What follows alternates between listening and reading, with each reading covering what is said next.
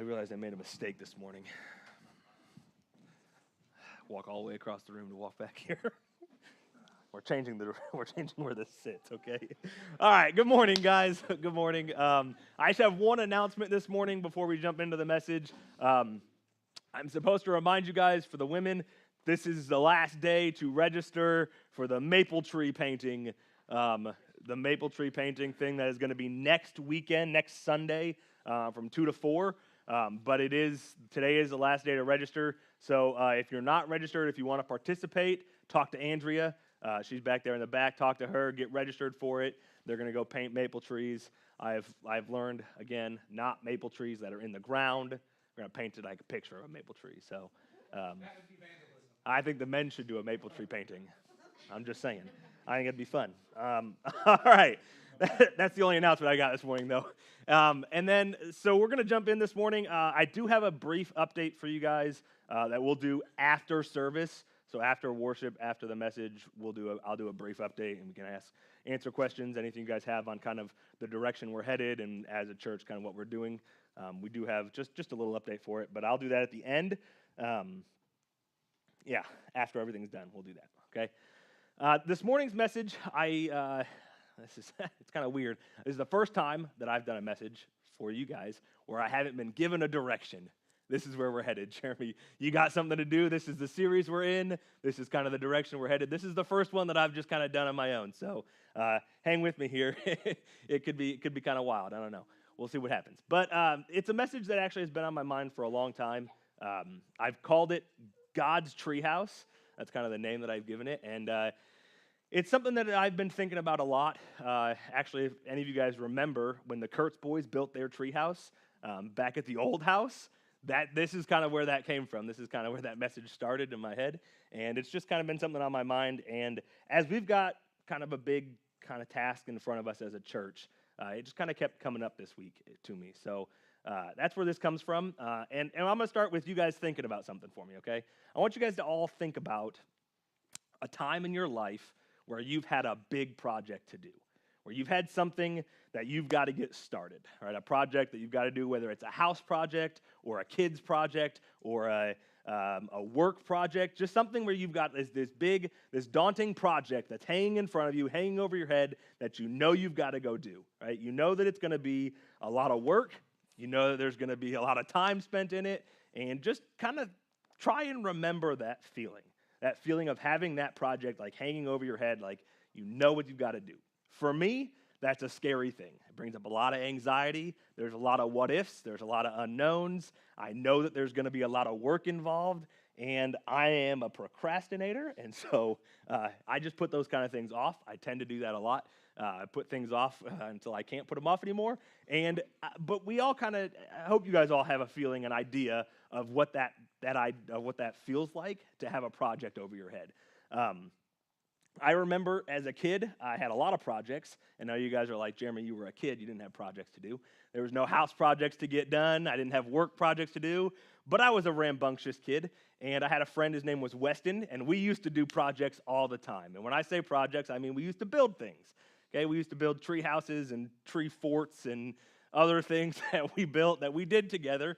And one of the ones that sticks out to me in my memory is like a big one that we tried to do was we decided we were going to build a fort, but it was going to be an underground fort, okay? This was going to be an in-ground fort, right? So you might call it a bunker. We called it a fort, but it was going to be good, okay? So we knew that we had to get started, and we went outside, and we took our shovels, and we dug a hole. We dug a big hole, okay? It was a big hole that we could stand in, and stand in now versus stand in then, okay? I was just a little guy. But we could stand in our hole, and we could move around. There was plenty of space. And having already been in this kind of path before with Wes, we knew that we needed something to hold the roof up this time, because the last time we dug one, we did not build a roof on it, and we got collapsed on. So we knew we needed a roof. And so we had an idea we were going to put wood on top, and it was going to be great. And so we dug this big hole, and we were like, we're going to go get some logs, right? We're going to go find some logs to support the roof. That's right, Hannah, I was excited too. We are going to find some logs to support the roof so that it didn't fall in on us, okay? And so we went out into their woods, and which the fort was also in the woods. I don't know why we decided to do it in the woods instead of a field, but we did. So we went out and we were like on a mission to find these things. Well, as most things in my life happen, I got distracted. We got distracted. We found a section of woods that may or may not have been theirs. We may or may not have been supposed to be there, but we saw them and we wanted to go. So we went adventuring, right? We went exploring, and we spent the rest of the day exploring the woods instead of gathering the things we needed. And then the day was over, so we went inside, and it rained that night. And so we went out, and our hole was full of water, so we had to start over. This process was probably a 2-week process where we were like, we're going to get it done. We've got this. And then about 2 weeks later, we were like, no, we're not. We're done. We're giving up on it. It's over. It's not happening. There was too much to it. There was too much work to be done, and we gave up on it. And I'm sure all of you guys were like, oh, Jeremy, I have projects, but I'm not digging a hole. Okay, that's not one of the projects on my mind right now. I'm not trying to build an in-ground fort, and I understand that. I know you guys don't have that. I'm not digging a fort right now. I could be, but I'm not. But it was a project. As a kid, it was one of those projects that we decided we were going to go do, and we just kind of went and did. Right? We started out. We had a little plan. The plan was dig a hole. That was the only plan we had. And so we started, right? We had the project, and we started. And as kids, it was really easy to just jump in. We didn't think about how long it was going to take or what we were going to need or if it was going to cost anything or any of that. We just kind of went and did. And I know that as an adult, that's just not where I'm at anymore. I can't do that. I can't start projects like that. I can't just jump in and do things. There are some people that are great at projects like that. They're like, yep, I see that. It's got to get done. I'm going to go do it. But for me, like I said before, there's a lot of anxiety that goes into starting a new project, starting something that I've got to go get done that I know is going to be a big, daunting thing. And I feel like for the most part in this room, we can probably all understand that feeling of having something big hanging over our heads that we know we have to go do. Whether it's daunting and scary because of the work that's going to take or because of how long it's going to take or because it's going to impact a lot of people, whatever it is, I think we've all been there. And I think we can all feel that. We can all recognize that and understand that feeling. But I also think we've all been there on a different level. I think we've all been there a little bit in our relationship with God. I think that we have probably all seen it or been a part of it where we feel like our relationship with God is a project. It's a project that we've got to go do. It's this big, big, scary thing that we've got to go work on. That we're like, I just don't know if I can go do it today. I don't know if I'm doing enough today with this project. I don't know if I've got this project done. I'm not doing it right. Am I doing it well? Right? I think we've all been there. I can say that because I've been there. I've heard the sermons. I've been a part of the teachings. I've done the Bible studies. I've seen this happen. I've seen the teaching. I've seen the message that says our relationship with God is this thing that we need to go put work into. You need to go work on your relationship with God. Because if you don't, if you're not working hard enough, if you're not trying to do the project of having a relationship, if you're not doing enough, then do you really have a relationship? Do you have a good enough one that when you make it to the pearly gates, you're good? Right? That you get to come in to the kingdom of heaven? I have been a part of that. And I recognize that I'm on the young side of this church, okay? And even in my life, I have seen this.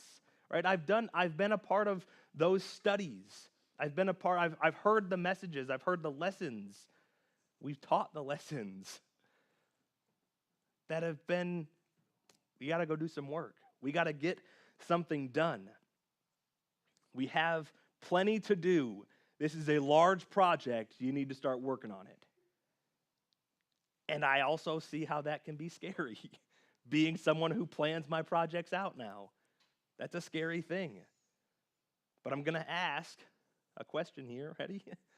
Where is Jesus in that project? In that teaching, in those lessons, in that working, where is Jesus in that? Is he there? Did he do anything for us? When Jesus came, what did he come for? If the end goal was for us to go do the work, to continue to have to work on this project, day in and day out, to wake up and know that, all right, well, today I got a hole. Dug a hole yesterday. It rained last night. Didn't do great last night. Got to go redig the hole, right? To wake up every day thinking that is what we've got to do. We've got to go work harder at this project. If that's the case, then what did Jesus come for? What did Jesus come for? I've got some answers. I know what Jesus came for. I've got some answers. I've got some scripture, right? We're going to read. There are 5 of them, so just keep up, okay? It's all pretty quick. Luke 19:10, for the Son of Man has come to seek and to save that which is lost.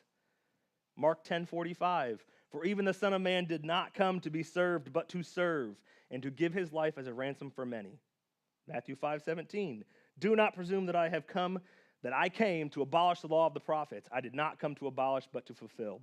John 10:10, the thief comes only to steal and kill and destroy. I came so that they would have life and have it abundantly. John 3:16-17, for God so loved the world that he gave his only Son, so that everyone who believes in him will not perish, but have eternal life. For God did not send his Son into the world to judge the world, but so that the world might be saved through him. What did Jesus come for? Jesus came to seek and save the lost. That's us. We're the lost. He came to seek and to save us, to pay a ransom that every one of us owed because we couldn't afford it. Because a ransom was paid for us that we could not pay on our own. He came to pay it. He came to find us. He came to give us a way to have a relationship with the Father. Right? He came to give us a way to have a relationship with the Father. If that's what Jesus came for, then what do we have to do? What is there for us to do? What project are we doing? What project are we working on day in and day out? If Jesus came to make sure we had a way to have a relationship with God, what was the project? Did he do it? Has it happened? Is it there? That's what he came for. You know?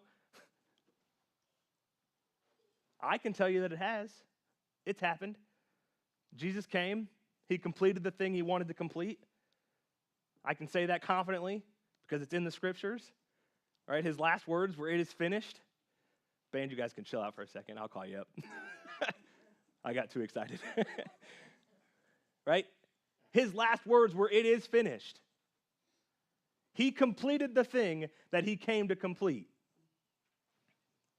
And that thing was for us to have a relationship with God. And if that's the case, if the project is done, then what project are we working on? You guys all know that feeling? You know that feeling of having a project to do? Any of you ever remember that feeling of having something like that?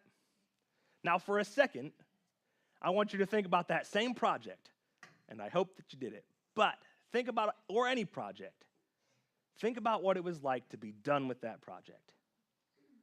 To be able to step back and go, I did it. It's all done. I did that thing. I have that. Now I've got it, okay? We never got to experience that with the old fort, okay? We never did because we dug a hole and it just didn't work out. But the fact of the matter is, Jesus said it's finished. So we no longer have that fort that we're working on, where we dug a hole and then we got distracted and we come back the next day and it's full of water. And so now we got to dig a hole again. Right? Because that's this religion treadmill that we get stuck on, where we think, well, that project is never going to get finished. I am just not good enough. Every time I mess up, every time I make a mistake, every time I do something wrong, I just got to start that project over again. Right? The project being our relationship with God. We get stuck in this thinking where we have this thing, we know what we want, we know what we're going for, we know what we're trying to make here. And yet, every time we get just a little bit distracted. Got to start it over now. Oh man, that wall collapsed. Got to do it again. It's just gone.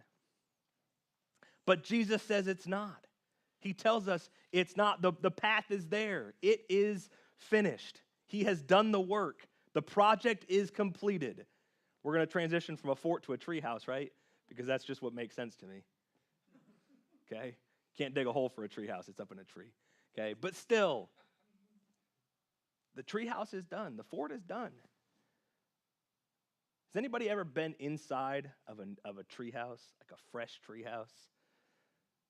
Yeah? Full of screws and wood. That's what it is, okay?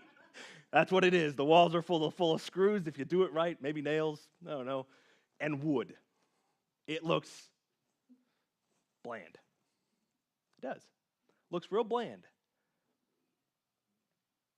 The treehouse is done. The relationship is there. But the work's not done yet. Not our work, right? I don't have any work left to do. My treehouse is there. My relationship's there. But God is not done with us. And I think that there's a lot of confusion that comes out of this message right here. This idea right here, that we have a relationship and the relationship is there. I think there's a lot of confusion. I think people hear that. They hear that this idea that we have a relationship with God and our relationship is there, that Jesus did the work for the relationship and it is there. Right? Once you've accepted it, we've accepted Jesus, you know he is the Lord and Savior, you recognize what he did on the cross, then we have a relationship. People hear this message, and I think the immediate thought is, so you're telling me, all good, huh? I'm good. I'm as good as I'm going to get. That's it right there. The work is done. Jesus did all the work, and it's over. I don't have anything else to do. I'm not going to grow. I'm not going to change. I am good. And people hear that, and they say, no, that can't be true because we're humans. We still make mistakes. We still mess up. We still have things that we are working on, that God is working on in our hearts. And so they're like, well, if that's the case, if there's still stuff to work on, then the work's not done. You've got more work. You've got more work to do. That's what they hear. And that's where people go right away. And so we get lost in this idea, well, if I've still got stuff to work on, then I really do need to be doing more. I do need to have more done. I need to get more stuff done in my life. I need to work harder at what I'm doing because that's what you're telling me anyways. And if you're telling me I don't have to work, then you're wrong. If you're telling me there's no work left to do, then you're wrong.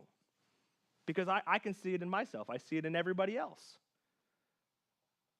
I think we get a little bit confused at this point right here. Because if you've ever seen an empty treehouse, a brand new treehouse with nothing in it, it's pretty bland. What do you got left to do in a treehouse? You got to decorate it, right? You got to decorate your treehouse. You take stuff up there, you got bean bags and you got toys and maybe you get the color on the walls or you get to paint the walls or whatever. Is your treehouse gone? If you paint the walls green and you go up there and go, I hate that color green, is the treehouse gone? You messed up. Is the treehouse gone? It's not. The treehouse is still there. You're just going to paint it a different color now, right? I think we get stuck on the idea of there still being work done in our lives as a work that we have to do. And if we have to do it, then the ease of a relationship with God is just gone. We got to work harder. I think we lose that a little bit. We lose that freedom in a relationship with God in grace. Through the grace of God having that relationship. Because we still have to decorate the treehouse. But we get to decorate it in the comfort, in the safety of the treehouse. Our relationship with God is there. Is he still working on our hearts? Absolutely. Band, you guys can come up. Is he still working on our hearts? Absolutely. But he is working on our hearts in the safety, in the comfort of a relationship with him. The relationship doesn't go away. The relationship is not going somewhere just because he's helping us grow and mature in that relationship. It's still there. It's not disappearing. It doesn't fill with water just because we got distracted. Right? Our tree doesn't just fall down because we got distracted.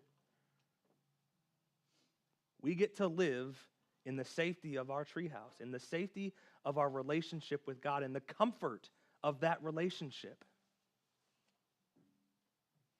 And we get to spend our lives growing and maturing in that relationship. Our work is done. Jesus did the work that we couldn't do. He did. He died on the cross for each and every one of us so that we could have a relationship with God. But God spends our lives working in us, working through us, in the safety and the comfort of that relationship. This morning, I want us to see the difference between those two things. So I think it's very easy to get confused and get distracted in those two different ideas of work happening in us and work that we have to do. Jesus came. Jesus built the treehouse. Jesus did it. He said it's finished. It's there. Now God gets to work in us. And he gets to change us from the inside through his love, through his grace. We don't have to do it. He's doing it. Why don't y'all stand back up? Let's continue worship together.